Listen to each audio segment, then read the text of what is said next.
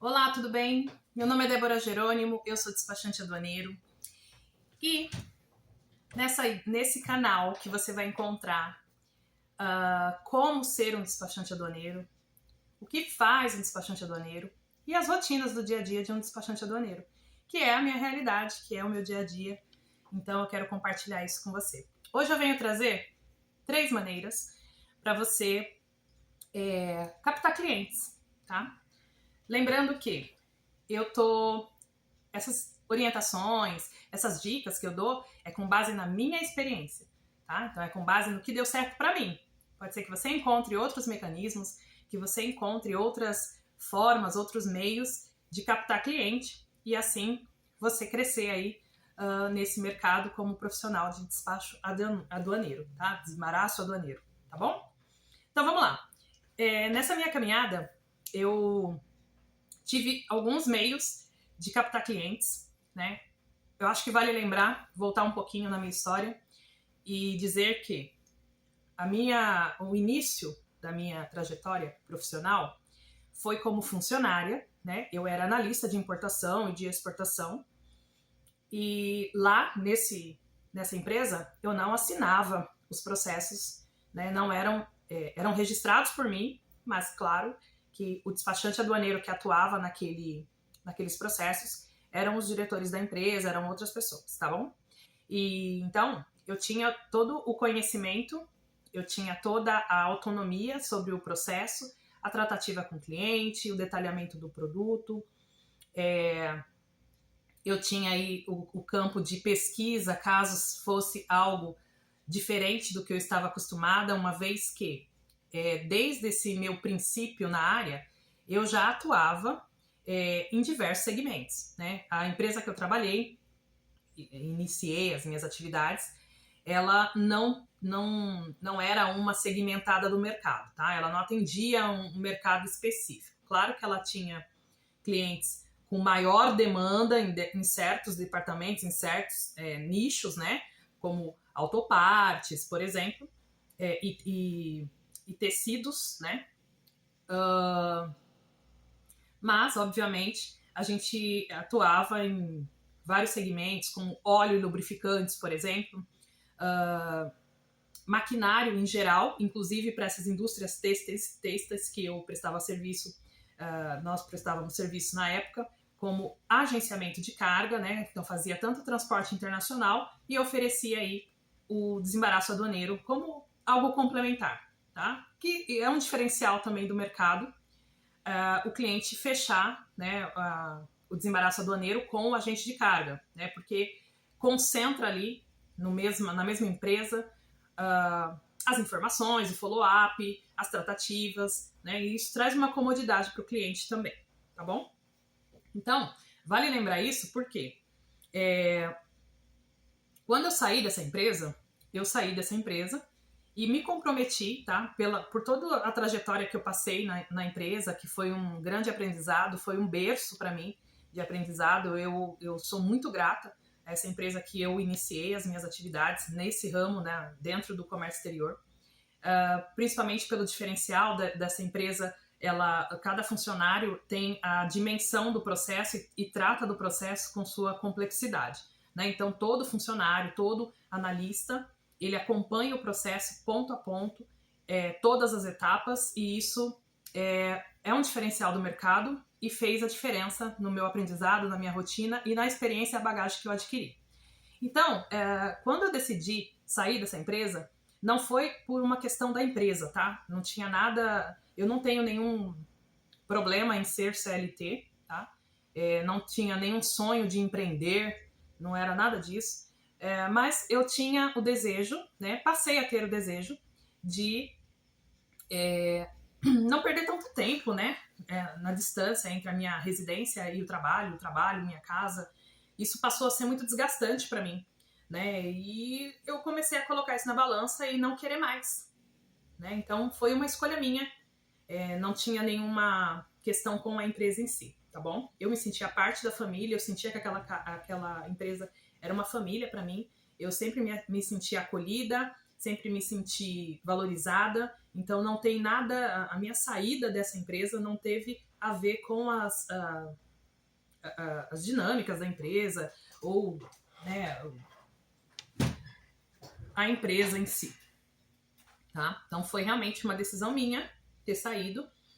Só que tem um detalhe, óbvio, né? Eu estava saindo para atuar com a minha própria empresa no mesmo segmento que eu trabalhava. Então, óbvio que tinha uma preocupação que eu fosse buscar esses clientes que eu já atendia, né, que já me conheciam, olha só, né?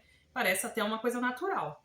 Mas eu me comprometi, né, até mesmo com todo esse histórico que eu falei, né, com toda essa importância que eu sinto dessa empresa na minha vida profissional, eu me comprometi com essa empresa de não buscar, não abordar os clientes que eles ali atendiam. Tá? Eu saí da empresa simplesmente, não tinha nenhum contato fora, né, do horário comercial, fora dos meus canais oficiais dentro daquela empresa, o meu e-mail, o meu ramal lá. Eu não fazia nenhum contato pessoal com os clientes, né? Era muito restrito à rotina do dia a dia ali. Então, mas de qualquer forma, eu me comprometi em não buscar e abordar esses clientes. Então imagina que eu saí daquela empresa, que mesmo que eu tivesse toda aquela bagagem, mesmo que eu tivesse toda aquela experiência, que eu tinha aí alguns clientes que adoravam o meu atendimento, né? Eu era muito bem, transitava muito bem entre os clientes, não tinha nenhum problema, graças a Deus, né? Sempre fui muito elogiada diante dos meus clientes, né, pelos clientes que eu atendia nessa empresa. E imagina, então eu saí simplesmente e me comprometi muito tranquila disso, tá, gente? Por quê? Eu sempre parti do seguinte princípio. Eu acho que tem espaço para todo mundo no mercado. Prestação de serviço é uma coisa muito, muito pessoal e muito particular de cada um. Por quê? Eu posso prestar o mesmo serviço que o meu colega e, de alguma forma, a minha empatia com o meu cliente ou o cliente comigo pode ser muito diferente, né? A gente pode fazer os mesmos processos, ter as mesmas dinâmicas e o cliente ter uma afinidade maior comigo ou com ele, com o meu colega, e assim eu acho que se constrói aí a questão de prestação de serviço, a relação de confiança, a própria amizade que se constrói entre uma prestação de serviço, né? Entre um profissional e um empresário, uma empresa ou um líder de um determinado departamento que trata aí diariamente com o despachante, tá? Então, eu sempre trabalhei com essa premissa. E confesso, tá? Eu até hoje acho que esse é o caminho. Eu acho que tem espaço para todo mundo no mercado, mesmo aqueles que fazem as mesmas atividades.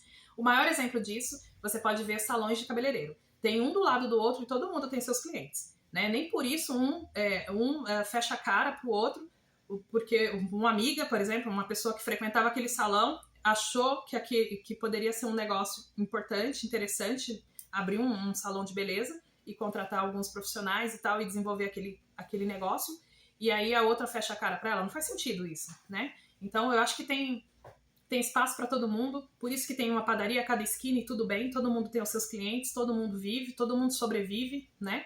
Então eu acho que essa premissa vale para qualquer segmento, vale para qualquer nicho, para qualquer profissional. Então, muito tranquila disso, eu saí dessa empresa, me comprometi a não buscar os clientes que ali eu atendia e que já me conheciam, e foi muito tranquilo isso, foi muito aceito também. Talvez eu até acredito que houve dúvida se eu seguiria nessa conduta. Mas as pessoas que me conheciam ali dentro daquela empresa, principalmente a diretoria, né, os donos da empresa, que a gente tinha muito acesso a eles, sabiam da minha postura profissional e sabiam que se eu me comprometia a fazer isso, eu faria. Tá? Então, eu queria só fazer esse enlace porque eu acho que é super importante. Então, eu não tive nenhum privilégio, tá? Quando eu saí dessa empresa, no quesito, eu já saí com uma carteira de clientes. Não. Eu saí zerada, mas com a consciência muito tranquila. E assim, muito convicta e muito confiante que eu ia sobreviver daquilo. Né? Como eu tinha acabado de sair da empresa que eu fiquei alguns anos, eu tinha recursos ainda que poderia me manter por algum período. Como eu era casada, mas não tinha filhos, né, isso possibilitou que eu tivesse uma despesa muito enxuta, e assim eu consegui equilibrar as contas até que as coisas engrenassem de vez. Então, partindo desse princípio, eu saí dessa empresa e, a princípio, eu fiz alguns contatos, sim, mas com outros prestadores de serviços que atuam nos locais de desembaraço. Então, em Santos, Fronteira, os aeroportos, não só de São Paulo, mas de outros estados. Então, eu fui desenvolvendo esses contatos. Alguns, óbvio, que fazia parte das pessoas que eu já lidava dentro dessa empresa. Então, assim, eu não ia abordar os clientes, mas os prestadores que também prestavam serviço para aquela empresa era interessante para mim, porque eles já tinham um teor de confiança. Eu ia trabalhar a questão de custo, como que eu ia, né, quais demandas que eu ia ter para determinado região, e assim foi seguindo. Então, as primeiras coisas que eu fiz foi fazer contatos com as pessoas, com os profissionais que atuam nas zonas de desembaraço mesmo, tá? Nas zonas primárias, nos portos, aeroportos, fronteira, e consolidar com eles, fechar algum acordo com eles, caso amanhã ou depois surgisse algum processo para aquelas regiões, eu teria esse apoio, a questão pessoal, né, e física que é necessária para esses processos, tá bom? Bom, os meus primeiros clientes foram os meus colegas. Débora, que colegas? Despachantes aduaneiros que trabalham na zona primária, muitas vezes no aeroporto, nos portos e aeroportos, fronteiras, mas que tem alguma dificuldade ou tem expertise na exportação e não né, na importação, né, tem alguma dificuldade em algum dos modais, e eu transitava muito bem sobre os dois modais. Eu tinha um sistema, quando eu saí dessa empresa, quando eu criei a minha empresa, eu já criei ela dentro de alguns parâmetros que era confortável para mim. Eu já me preparei para ter 50 processos por mês, né? Mesmo que eu, naquele momento, e por meses foram assim, eu não tinha, obviamente, esse volume, né? Eu tinha pouquíssimos processos, né? Não era suficiente para me sustentar nesse primeiro momento, mas foi super importante. Por quê? Eu me mantinha ativa no sistema, então eu sabia as atualizações, se mudou algum botão, se mudou algum procedimento, se mudou alguma regra, enfim, era importante para mim, mesmo que o valor não era suficiente para minha sobrevivência, me manter ativa no mercado. Como que eu iria me manter ativa no mercado? A princípio, atendendo os meus colegas. Então, eu não aparecia para o cliente e nem tinha essa necessidade. As minhas tratativas eram somente com os meus colegas. Passava para ele o que eu precisava por parte do cliente, eles retransmitiam para o cliente e assim eu fui começando a fazer alguns processos. Então, isso foi importante para mim porque eu me mantinha ativa dos sistemas, então eu me mantinha atualizada de tudo que estava acontecendo, eu ganhava um valor muito simbólico, mas era importante para mim, era a forma que eu tinha de me manter ativa nos sistemas.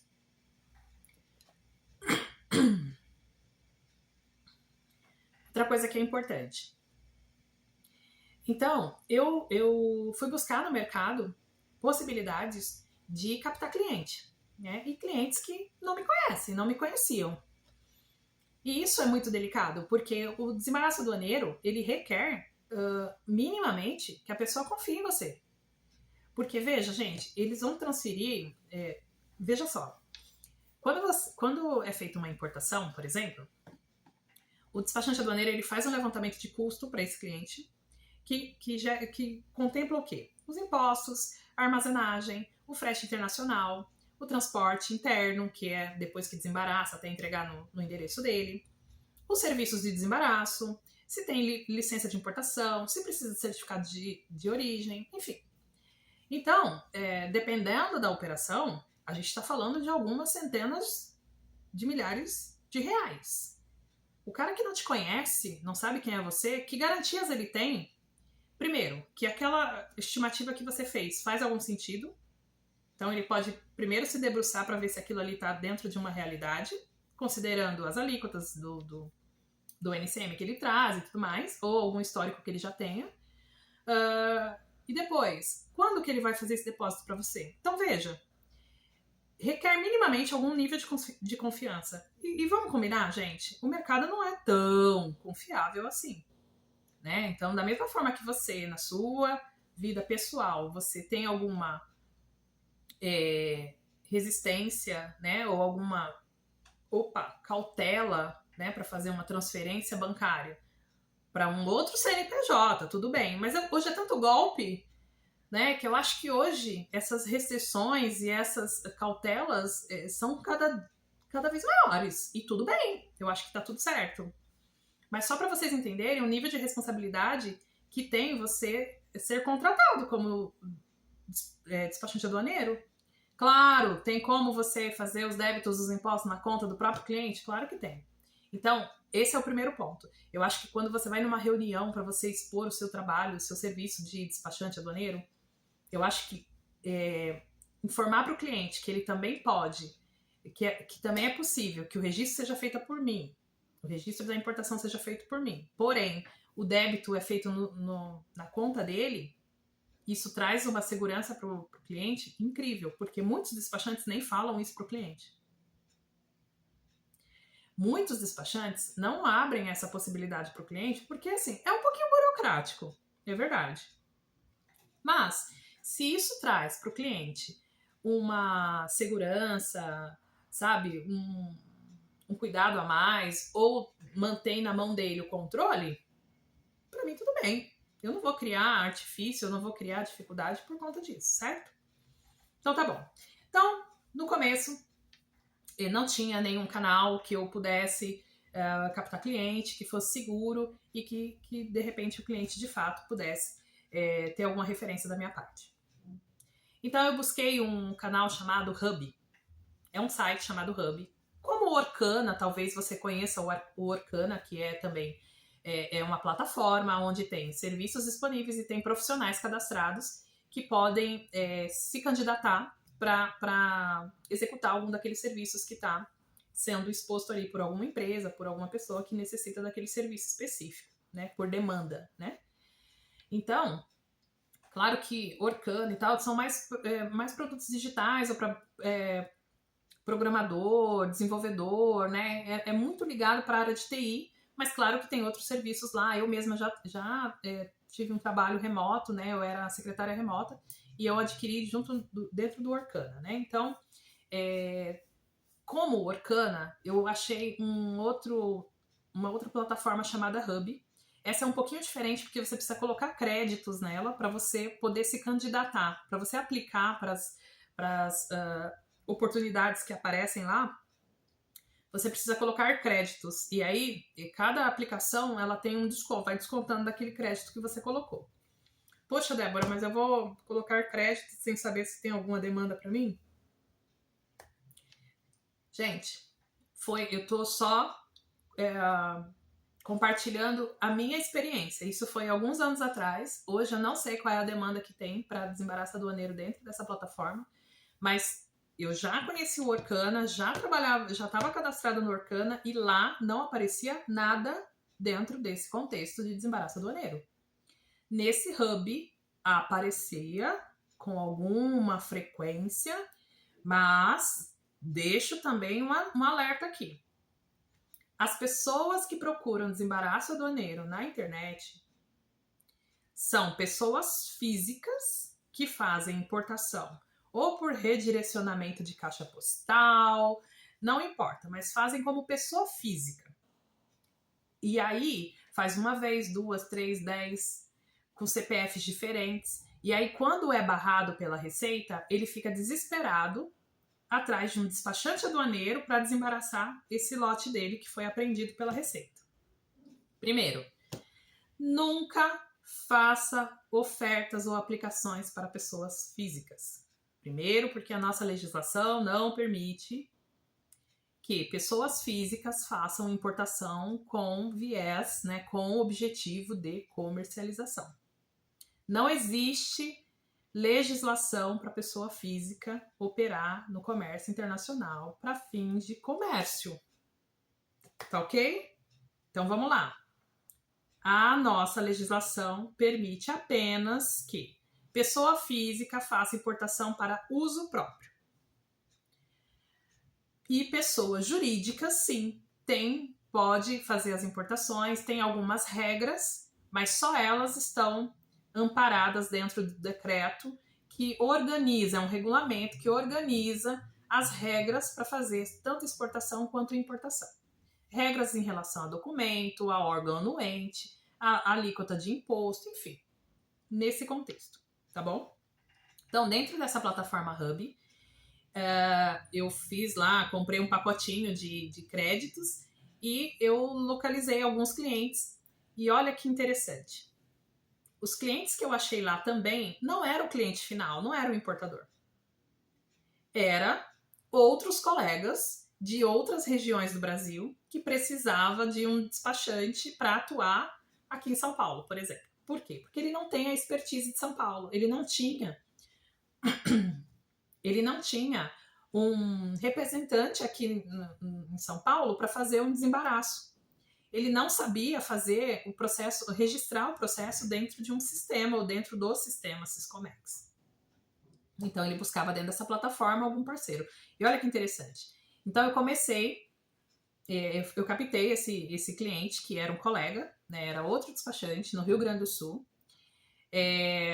A ideia era tratar tudo com ele, mas eu precisei de algumas informações que ele colocou o cliente para tratar comigo. E isso, gente, é outra questão muito importante, tá? Jamais abordaria diretamente o cliente, porque a minha ponte, o meu contato era o meu colega, então eu manteria aí.